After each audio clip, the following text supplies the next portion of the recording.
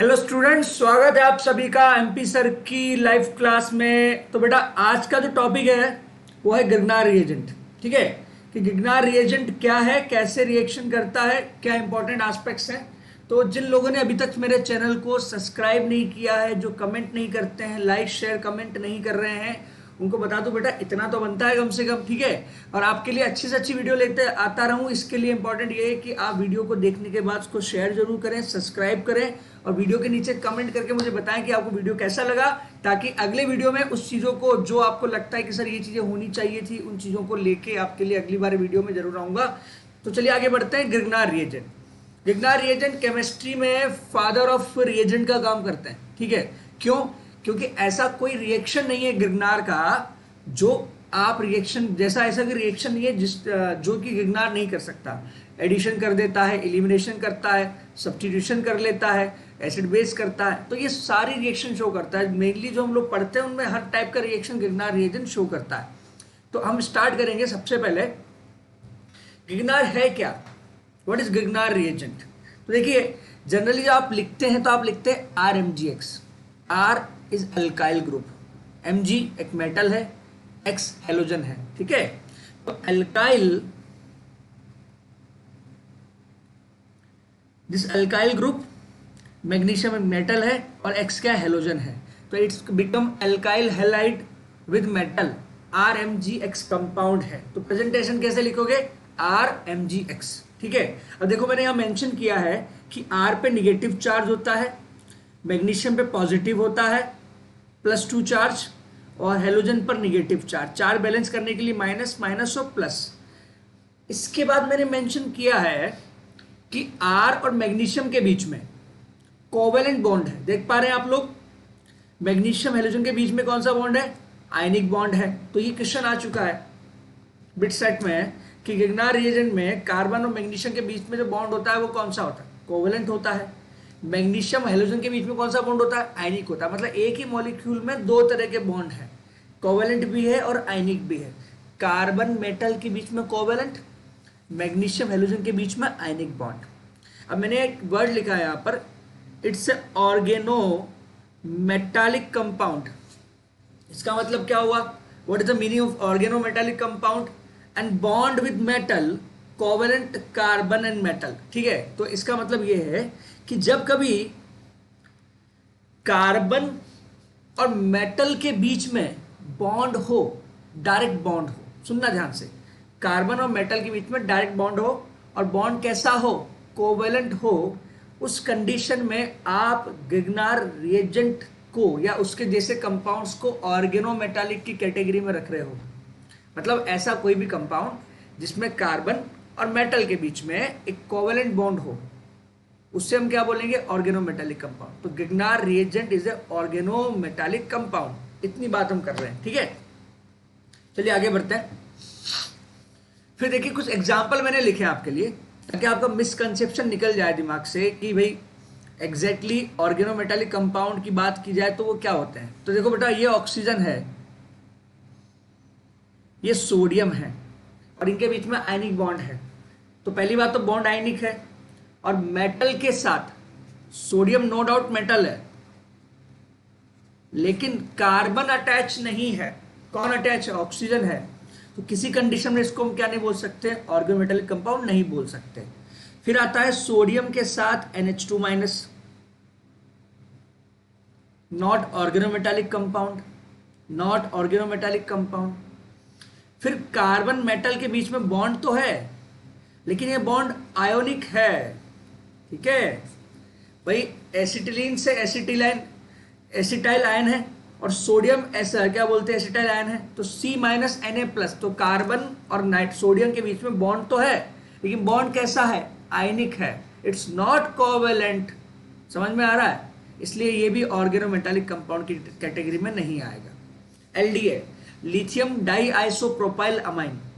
Lithium आपको दिख रहा है, डाई आइसोप्रोपाइल, लेफ्ट और राइट में जो ग्रुप लगे हैं ये आइसोप्रोपाइल ग्रुप हैं, और बीच में जो लगा है नाइट्रोजन अमाइन ग्रुप लगा है, 2 डिग्री अमाइन है। तो लिथियम डाई आइसोप्रोपाइल अमाइन, क्योंकि माइनस चार्ज है होने में तो मेटल भी है लेकिन मेटल कार्बन के साथ, metal not directly attached with carbon, metal carbon के साथ डायरेक्ट अटैच नहीं है। कि अटैचमेंट कैसा है कि मेटल बाहर है, एक तरह से बोल सकते हैं आप स्फीयर के बाहर मेटल है, अंदर नेगेटिव स्पीशीज है, और नाइट्रोजन के साथ कार्बन अटैच है, तो it's not a organometallic compound. Again वही पॉइंट आ गया।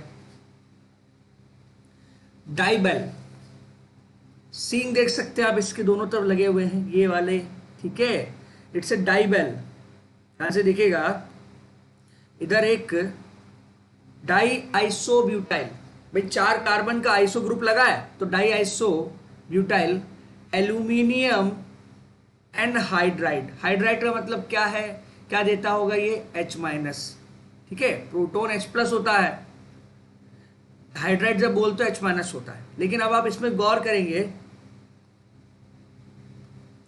कार्बन और मेटल के बीच में कोवेलेंट बॉन्ड है, मतलब definitely it's a organometallic compound. Again CH3 minus और मैग्नीशियम प्लस 2 के बीच में मैंने आपको बताया था कोवेलेंट बॉन्ड है, तो कार्बन के साथ metal covalently bonded organometallic, CH3 minus Li plus, बहुत अच्छा न्यूक्लियोफाइल होता है CH3 माइनस, ठीक है। और बेटा कार्बन लिथियम के बीच में भी कोवेलेंट बॉन्ड बोल सकते हो क्या, बिल्कुल होगा, बिल्कुल होगा, कोवेलेंट बॉन्ड है ये।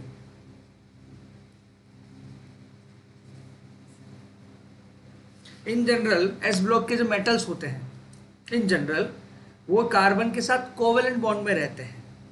इन जनरल एस ब्लॉक के मेटल्स कार्बन के साथ कोवेलेंट बॉन्ड में रहते हैं, तो मेटल कार्बन बीच का बॉन्ड कोवेलेंट, इसका मतलब ये भी क्या हो गया, ऑर्गेनोमेटालिक कंपाउंड। तो ऐसे पहचान सकते हो।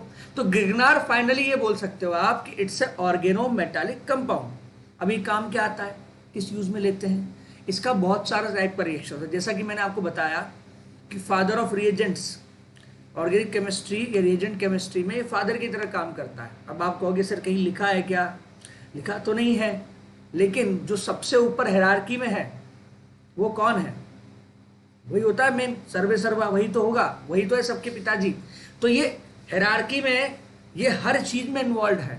इसको आप हरफन मूला बोल सकते हो, ऑलराउंडर ऑफ केमिस्ट्री बोल सकते हो, जो भी आपको समझ में आता है, ऑलराउंडर है, सब सारे तरह के, हर तरह का फॉर्म में खेल सकता है। एसिड बेस खेलेगा, सब्स्टिट्यूशन खेलेगा, एडिशन खेलेगा, एलिमिनेशन भी खेल सकता है, ठीक है। चलिए आगे बढ़ते हैं। तो रिएक्शन शोन बाय RMGX, मतलब गिरनार क्या क्या दिखा सकता है, एसिड बेस दिखा सकता है, एडिशन दिखा सकता है, सब्स्टिट्यूशन दिखा सकता है, एलिमिनेशन दिखा सकता है। अब है ना, छोटा सा एक रिएक्शन लिख देता हूं मैं, ये याद रखिएगा। कभी कभी क्या होगा, डायरेक्ट RMGX नहीं दिया होगा। गिरनार रिएजेंट की बात करें तो आयनिक और रेडिकल दोनों तरह के मैकेनिज्म से गिरनार को बनाया जाता है, लेकिन for JEE point of view या मेडिकल पॉइंट ऑफ एग्जाम के पॉइंट ऑफ व्यू से mechanism is not your concern.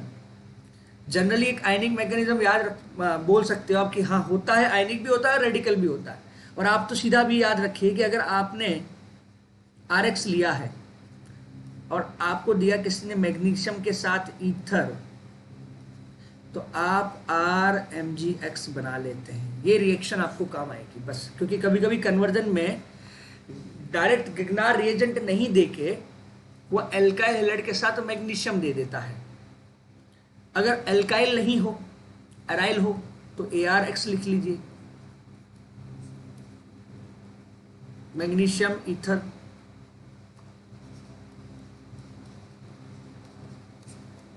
ठीक है, तो एल्काइल हैलाइड हो या अराइल हो, अराइल मतलब एरोमेटिक, जैसे बेंजीन पे Cl लगा है तो पीएच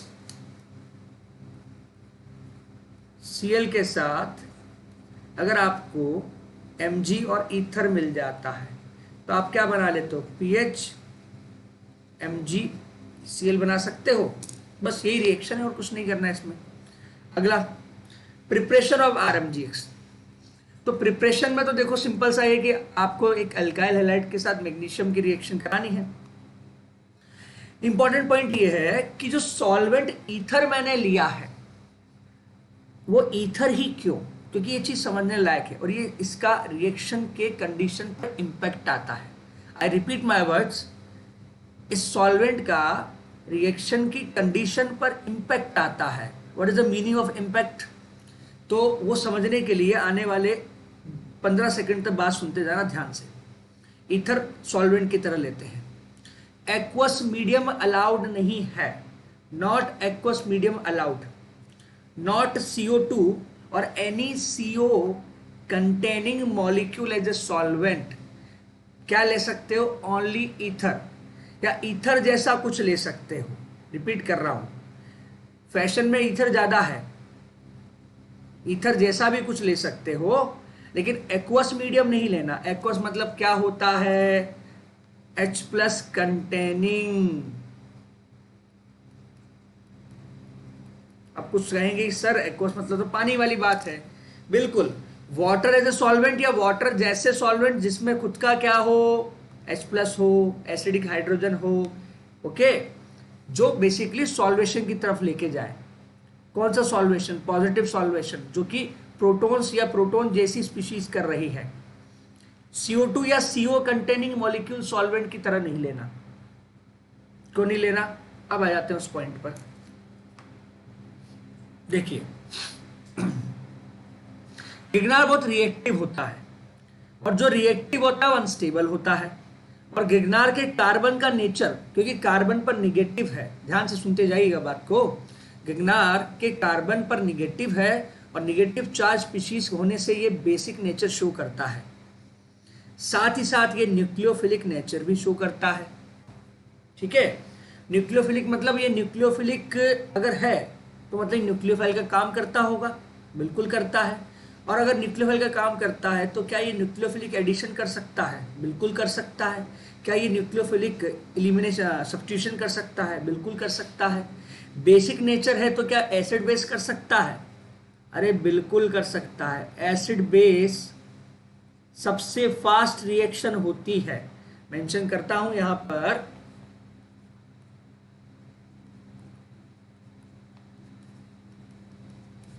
एसिड बेस सबसे ज्यादा फास्ट रिएक्शन होती है। अच्छा, इसका मतलब क्या है? इसका मतलब ये हुआ कि सपोज करो फॉर एग्जांपल आपको CH3 MgBr के साथ एक रिएक्शन करानी है। कंटेनर में आपने CH3 MgBr ले लिया, ठीक है। अब आप चाहते हैं इसका रिएक्शन हो, लेकिन आपका जो सॉल्वेंट था, एक सेकंड कलर चेंज कर लेते हैं ताकि थोड़ा सा कंफर्टेबल रहेगा। अब आपको ये तो पता है कि भाई सर देखो कार्बन पे तो निगेटिव है। अगर आपका सॉल्वेंट सोचिए पानी होता तो क्या गजब हो जाता। पानी अपना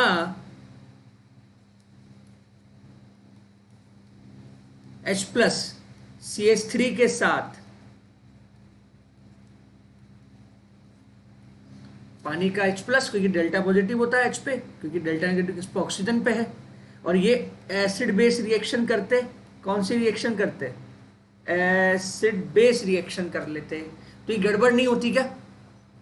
पानी का एक्वस मीडियम जो आप ले रहे हैं जिसमें H+ है, पानी हो या एसिड हो, ऐसा कुछ भी जिसमें H+ हो, उसकी रिएक्शन अगर हुआ, आपने सॉल्वेंट ले लिया तो सॉल्वेंट ही रिएक्शन करने लगेगा, तो फिर उसका नंबर कब आएगा? किसका? एक्चुअल जो सबस्ट्रेट आप यूज करोगे ना, उसका नंबर तो आएगा ही नहीं, सॉल्वेंट ही रिएक्शन कर जाएगा। इसलिए एक्वस मीडियम तो नहीं लेते। फिर CO वाली बात क्यों की सर आपने?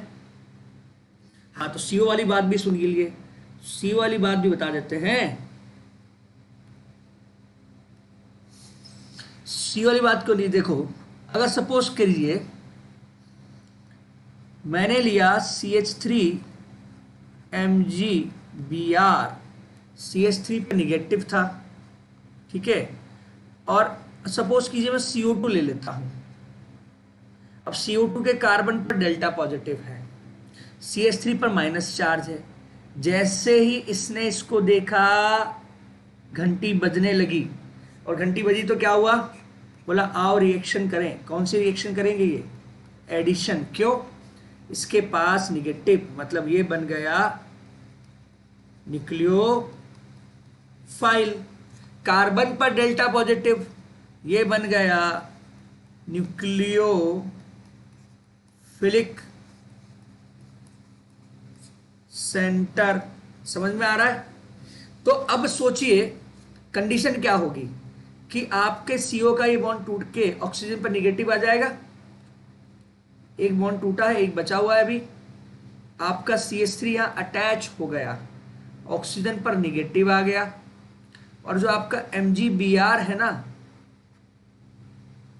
वो यहां अटैच हो गया सॉल्ट फॉर्म में।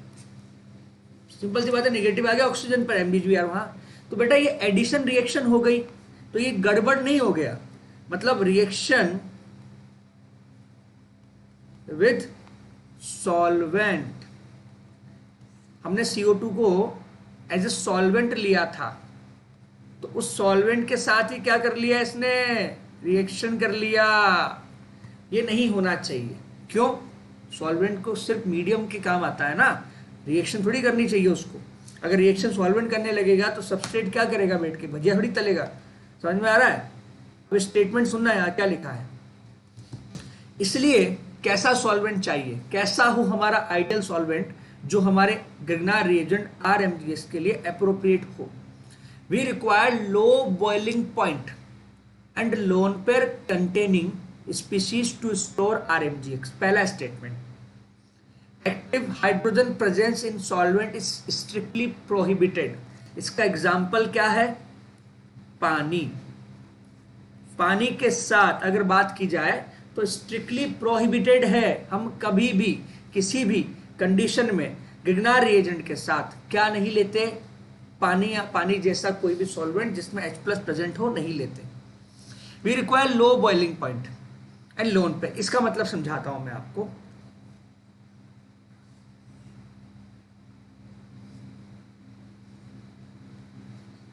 ग्रिग्नार में क्या होता है, ग्रिग्नार में होता है मैग्नीशियम। और मैग्नीशियम कैसा होता है, रिएक्टिव। अब Mg+2 जो ग्रिग्नार का होता है ना, जैसे आपने लिया R Mg+2X, तो ये ग्रिग्नार का जो प्लस चार्ज है इसकी रिएक्टिविटी बढ़ा रहा है, तो ये कहीं अटैच होना चाहता है। तो अब ये कहीं और अटैच हो गया तो ये खराब हो जाएगा। तो हमको ऐसा सॉल्वेंट चाहिए जो इसके साथ रिएक्शन भी ना करे और बॉन्ड बनाकर इसको शांत कर दे, इसको स्टेबल कर दे। तो हम इस एग्जाम्पल के लिए मैंने लिया है, सपोज कीजिए एक ईथर का लोन पेयर ऊपर और नीचे से अटैच हो रहा है,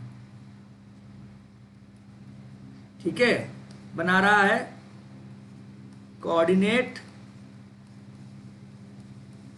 बॉन्ड। कौन सा बना रहा है, कोऑर्डिनेट बॉन्ड। तो ग्रिग्नार का मैग्नीशियम+2 ऊपर और नीचे वाले से अटैच होकर बना रहा है कोऑर्डिनेट बॉन्ड, इसलिए क्या हो गया, स्टेबल फॉर्म में आ चुका है। किसमें आ चुका है, स्टेबल फॉर्म में आ चुका है। अब इस स्टेबल फॉर्म की वजह से क्या है, कोऑर्डिनेट बॉन्ड से आपका Mg+2 है ना, किसी और से अटैच नहीं होता। तो स्टेटमेंट क्या कहा था मैंने कि एक तो लो बॉइलिंग पॉइंट और दूसरा लोन पेयर। तो लोन पेयर का रीजन समझ में आ गया आपको। अब बात आती है वाई लो बॉइलिंग पॉइंट। देखिए ऐसा समझ लीजिए कि एक कंटेनर में, ध्यान से सुनिएगा, ग्रिग्नार भी रखा है, ठीक है, और हम चाहते हैं कि उसका एटमॉस्फेयर के साथ कनेक्शन ना हो। कैसे कर सकते हो, एक तरीका होता है, इसको बोलते हैं सैक्रिफाई मेथड।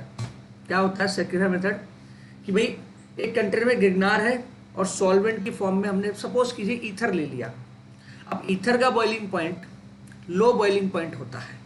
थोड़े से टेम्परेचर में ईथर क्या होगा, बॉइल करना शुरू करेगा, ठीक है।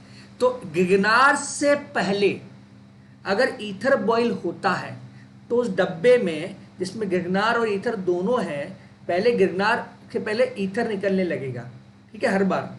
तो आसपास के एटमॉस्फेयर से, मतलब ऐसा बोल सकते हैं कि लो टेम्परेचर पर जहां गिरनार से पहले ईथर बाहर निकलेगा, तो कांटेक्ट में हवा के कौन आएगा? ईथर आएगा।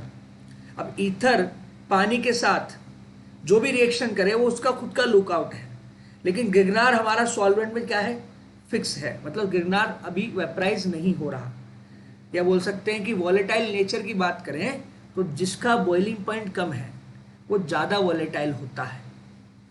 जिसका बॉइलिंग पॉइंट कम है वो ज़्यादा वॉलेटाइल होता है, इसलिए ईथर को लिया है। ईथर का बॉइलिंग पॉइंट कम है, वो ज़्यादा वॉलेटाइल है, तो ईथर के कांटेक्ट में एटमॉस्फेयर के कांटेक्ट में ईथर आता है, जिसका नंबर नहीं लगने देता गिगनार रिएजेंट का। गिगनार रिएजेंट अगर एटमॉस्फेयर में चला गया तो क्या होगा? एटमॉस्फेयर में होती है नमी, जिसको हम बोलते हैं ह्यूमिडिटी। ह्यूमिडिटी में होता है पानी, पानी में होता है H+। H+ ईथर को देना ही नहीं है, इसलिए हम क्या यूज़ कर रहे हैं? देखो, डाईइथाइल ईथर, THF, पिरिडीन, ऐसे कंपाउंड यूज करते हैं हम। समझ में आ रहा है? चलिए आगे बढ़ते हैं। अब रिएक्शंस के टाइप पर आता हूं। अब बहुत आसान रिएक्शन है। गिगनार क्या है? CH3- है। देखो, आप हमेशा MgBr को भूल जाना। मेजर रिएक्शन में कभी भी MgBr नहीं बचता, वो कैसे सॉल्वेंट की फॉर्म में पड़ा रहता है, उसका कोई रोल नहीं है। CH3- H+ के साथ जाएगा और अटैच होगा, ठीक है।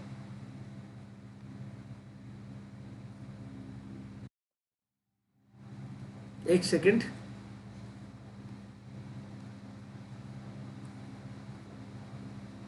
चलिए। CH3 की रिएक्शन H+ के साथ होगी तो किस तरह से होगी? CH3- H+ को निकाल लेगा तो CH4 बना लेगा। कैसे? H+ निकला, H पे डेल्टा पॉजिटिव। अच्छा, अब बचा क्या? ध्यान से सुनना, बचा क्या है? बचा है Mg+2Br- ये, और इधर OH-, तो ये बन जाएगा MgBrOH-। तो माइनस इस पे और Mg पे प्लस। ये सॉल्ट फॉर्म में है, हमारे लिए किसी काम का नहीं है। ऐसे बेटा CH3- की रिएक्शन जब सल्फोनिक एसिड से करवाओगे H2SO4 से, तो मुझे लगता है यहां पर 2 हाइड्रोजन है जो एसिडिक है।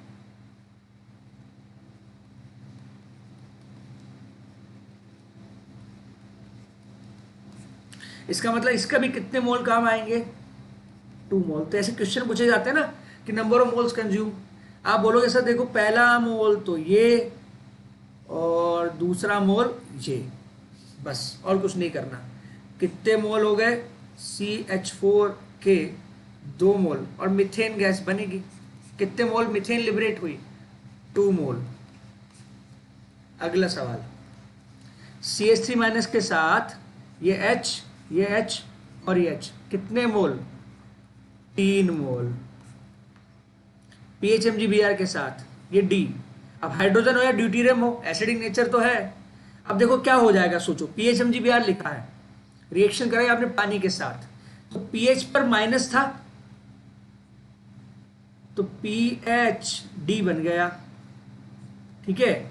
PHD का मतलब क्या है? बेसिकली यही तो है कि बेंजीन पर ड्यूटीरियम अटैच हो गया आकर, इतनी सी बात चल रही है। ऐसे ET MgBr के साथ PHOH, तो ET- को निकालेगा तो बना लेगा। अब देखो ET मतलब 2 कार्बन, इथाइल होता है ना। ET- मतलब एक H+ ही तो कम पड़ रहा है, यहां से आ गया तो पूरा पूरा क्या बन गया?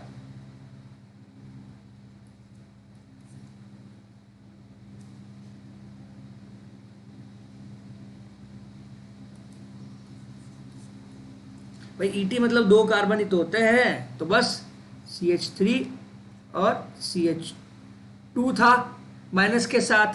जैसे H ले लिया, इसका काम तो हो गया। क्या बन गया ये? CH3 इथेन बन गया, बस। और बचा हुआ क्या बचा? बचा PHO- MgBr। ये क्या बन गया, सॉल्ट। इसको छोड़ो, इसकी कोई जरूरत नहीं है हमको।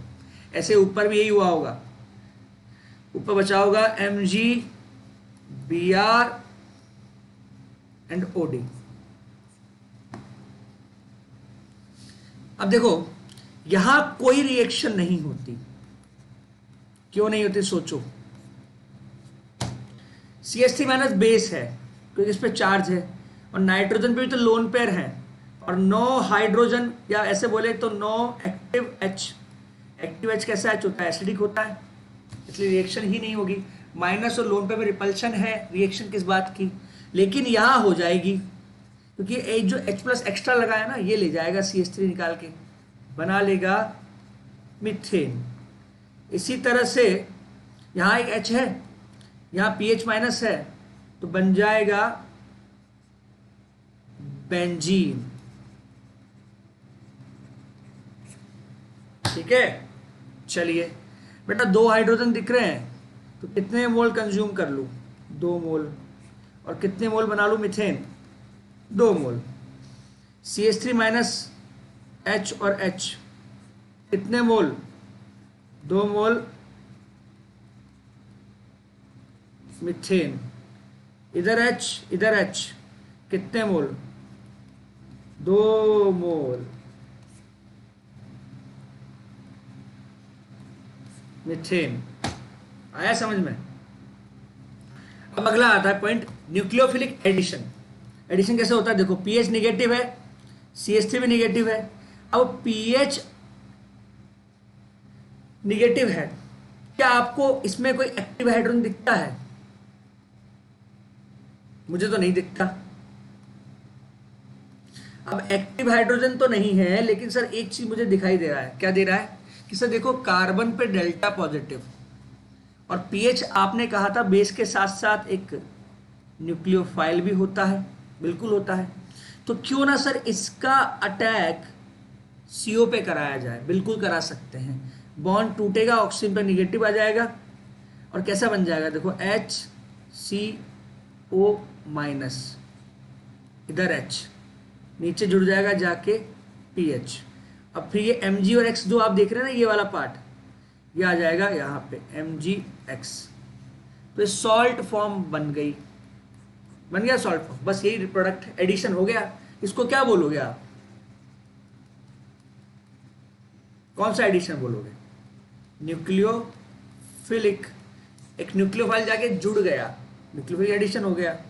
ऐसे ही नीचे जो कीटोन दिया है CH3 MgBr, CO पे अटैक करेगा, CH3 CO माइनस, इधर CH3, ऊपर MgBr, Mg+2 Br minus, charge balance, और नीचे अटैच हो गया आके CH3।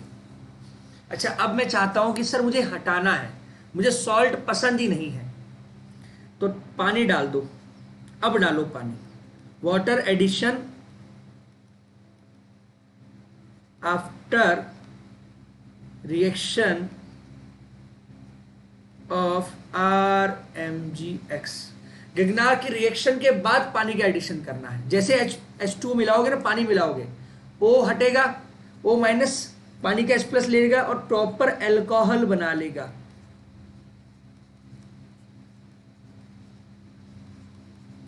वो भी 3 डिग्री वाला, और साथ में ये MgBr है ना, MgBr तो रहेगा ही रहेगा, और पानी का OH मिल जाएगा इसको, क्योंकि H प्लस तो इसने ले लिया, O माइनस ने। फिर बोल रहा हूं इसका कोई कंसर्न नहीं है आपके लिए, ठीक है, ये सॉल्ट फॉर्म में पड़ा है, इसका हाइड्रोलिसिस होता रहता है, कुछ नहीं है। इंपॉर्टेंट ये है कि प्रोडक्ट आपका ये कहलाएगा। अब आती है रेट ऑफ रिएक्शन। बेटा एक तरफ एल्डिहाइड दिया है, एक तरफ कीटोन दिया है। अब इतना पॉइंट आया तो यहां पर अब रेट ऑफ रिएक्शन कौन सी रेट, भाई CH3 माइनस है न्यूक्लियोफाइल, तो न्यूक्लियोफाइल का एडिशन कर रहे हो, तो रिएक्शन कौन सी हो गई, न्यूक्लियोफिलिक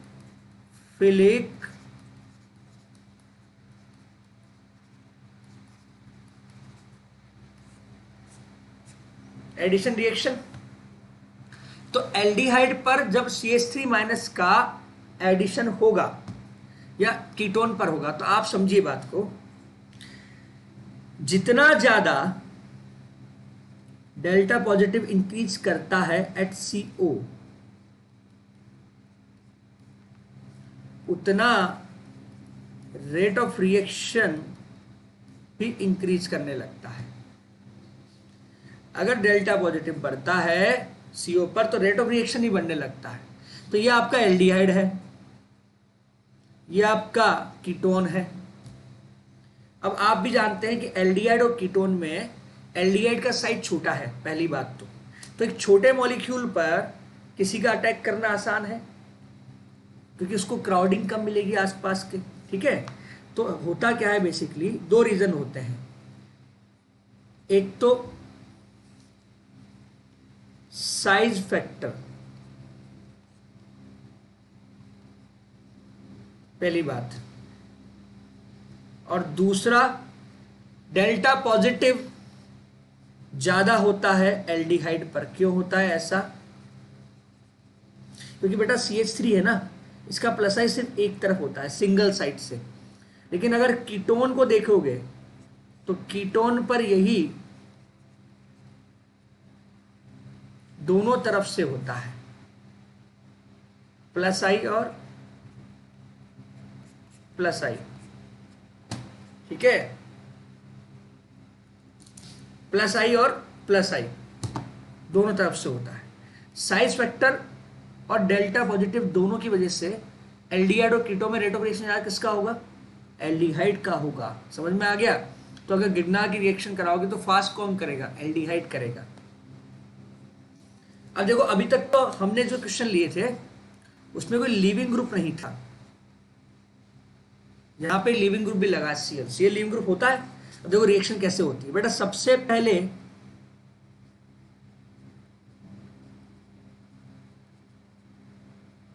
एक काम करते हैं, यहां से शुरू करते हैं कि भाई CH3 CO Cl आप लोगे, इसकी रिएक्शन आप CH3 MgBr से कराओगे। CH3 माइनस अटैक करेगा CO पर, अटैक करते ही CH3 CO निगेटिव, इधर Cl इधर CH3 हो गया। अब आपको ही पता है कि सर MgBr का तो कोई रोल नहीं है, लेकिन क्या CO बॉन्ड का एनर्जी ज्यादा होता है? बिल्कुल होता है। तो अगर CO बॉन्ड बन सकता है तो बनना चाहेगा, तो फिर से O माइनस अपने इलेक्ट्रॉन अंदर देता है। अब Cl को बाहर निकालता है क्योंकि Cl तो लिविंग ग्रुप है, हेलोजन लिविंग ग्रुप होते हैं, बढ़िया लिविंग ग्रुप होते हैं।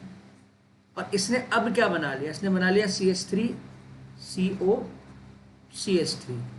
अब ये कीटोन तक तो पहुंच गया और 1 मोल आपने कंज्यूम कर लिया। क्या अभी रुक जाएगा क्या? अभी भी तो CO है, फिर से अटैक होगा किसका? CH3 MgBr का। फिर से अटैक करेगा तो CH3 CO negative, CH3 MgBr, Mg+2 Br minus. अब पानी डाल दो यहां पे,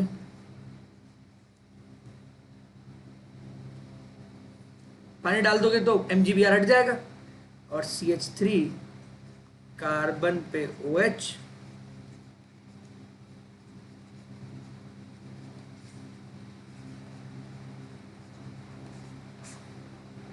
अल्कोहल, वो भी कौन सा? 3 डिग्री अल्कोहल। कौन सा अल्कोहल? 3 डिग्री अल्कोहल बन गया। बस ये तरीका है। अब देखो लिविंग ग्रुप 1 था तो पहले अटैक हो गया, लिविंग ग्रुप निकला, फिर अटैक हुआ, फाइनली आपने अल्कोहल बना लिया 3 डिग्री। अगला सवाल देखो, जिस तरह से Cl निकाल सकते हो उसी तरह से ये OR भी एस्टर में, किसमें? एस्टर में किसका काम करता है? लिविंग ग्रुप का ही काम करता है। तो कितने मोल अटैक होने चाहिए? देखो अब ऐसे इसको ऐसे समझते हैं कि EtMgBr के साथ अगर CH3COOCH3 की रिएक्शन कराऊंगे तो फर्स्ट मोल जब अटैक करेगा तो ये निकल जाएगा और बन जाएगा CH3COET। फिर अगला जब अटैक होगा किसका, EtMgBr का, फिर से अटैक होगा, लेकिन अब O पर निगेटिव आ जाएगा और जैसे ही इसमें पानी मिला दोगे एंड में, लास्ट में मिलाना है पानी, पहले नहीं, पहले मिलाते गड़बड़ हो जाएगी। तो बेटा एक ET ये जुड़ा, दूसरा ET ये जुड़ा, बन गया अल्कोहल। अब यहां कितने Cl लगे हैं, 2 लिविंग ग्रुप। अब ध्यान याद दिलाता हूं मैं कि जब एक लिविंग ग्रुप आ रहा था तो 2 मोल काम आ रहे थे। तो 2 लिविंग ग्रुप में कितने मोल, पहली बार में एक लिविंग ग्रुप जाएगा, फिर दूसरा लिविंग ग्रुप जाएगा, फिर CO पे अटैक होगा, तो इस तरह से प्रोडक्ट बनेगा CH3COCH3। पहले तो 2 मोल काम आ जाएंगे इसमें लिविंग ग्रुप को हटाने में, 2 मोल CH3MgBr। फिर अगला अटैक किसका करोगे आप, CH3MgBr का, तब बनेगा CH3OH CH3 and CH3, 3 degree alcohol. समझ में आ गया, 3 डिग्री अल्कोहल, ये है फाइनल। तो इससे एक कंक्लूजन निकाल लिया कि अगर 2 लिविंग ग्रुप का कोई कंपाउंड दे दे तो 3 मोल कंज्यूम होता है, एक लिविंग ग्रुप का दे दे तो 2 मोल कंज्यूम होता है, और अगर एक भी लिविंग ग्रुप नहीं है तो 1 मोल कंज्यूम होता है। ये कॉन्सेप्ट आप याद रख लो, ये ट्रिक है। ग्रिग्नार रिएजेंट की जब भी रिएक्शन कराते हो तो अगर CO के पास एक लिविंग ग्रुप तो 3 मोल, सॉरी एक लिविंग ग्रुप, 2 लिविंग ग्रुप तो 3 मोल, एक लिविंग ग्रुप तो 2 मोल, और कुछ भी नहीं तो 1 मोल। इसके बाद देखो फिर आता है सब्स्टिट्यूशन रिएक्शन कैसे होती है। CH3 माइनस न्यूक्लियोफाइल तो है, ये तो बात हो गया था। ये 1 डिग्री क्या है, एल्काइल हैलाइड है। DMF क्या होता है, डाई मिथाइल फॉर्मामाइड, ये भी कैसा सॉल्वेंट है, एक नॉन पोलर, नहीं सॉरी क्या लिखा है मैंने, एक बार करेक्ट कर लेते हैं इसको, it's a polar but aprotic.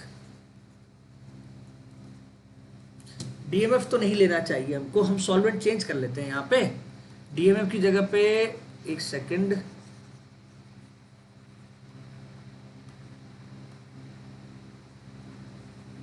इसको लिख देते हैं ईथर, चलेगा, ठीक है।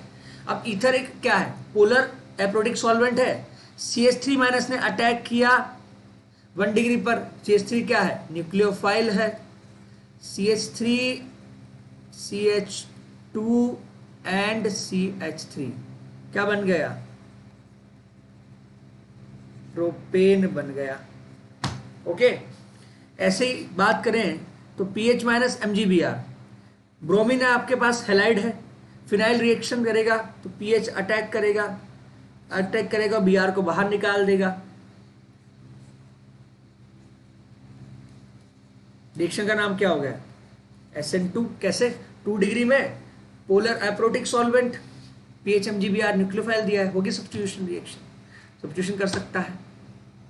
एलिमिनेशन कैसे करता है, देखिए 2 डिग्री में एलिमिनेशन भी होती है। CH3 माइनस किसका काम करता है, बेस का काम करता है। अब चाहे तो हाइड्रोजन यहां से निकाल सकता है और चाहे तो यहां से निकाल सकता है, ये इसका चॉइस है, और हम दोनों पॉसिबिलिटी की बात कर सकते हैं। अगर बेटा यहां से निकालेगा तो एल्कीन ये बनाएगा, और यहां से निकालेगा तो ये एल्कीन बनाएगा। इसके सिस प्लस ट्रांस दोनों बनेंगे, इसका सिंपल एक सिंगल प्रोडक्ट बनेगा।